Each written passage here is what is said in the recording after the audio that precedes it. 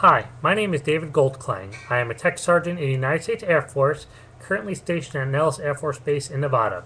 Today I'm going to talk to you about 80s cartoons versus today.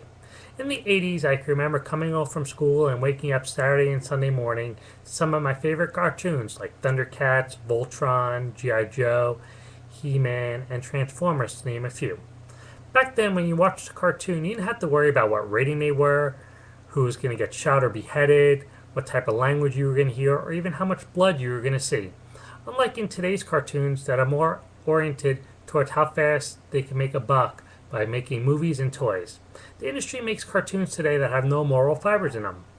I can remember in G.I. Joe back in the 80s, they always had a public service announcement at the end of them. They ranged from stranger danger to playing with fire.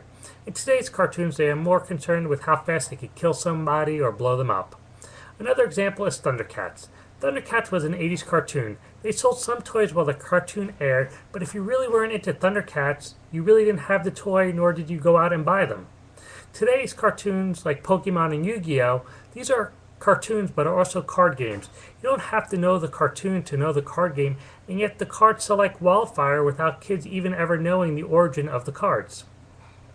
Transformers always had a set of good robots and bad robots.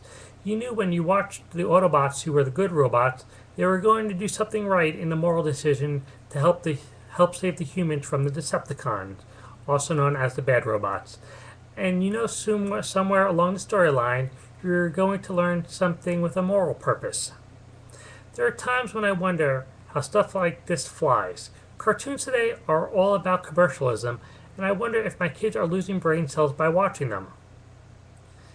Is this where I should say the reason why my wife has moments is directly responsible for programming?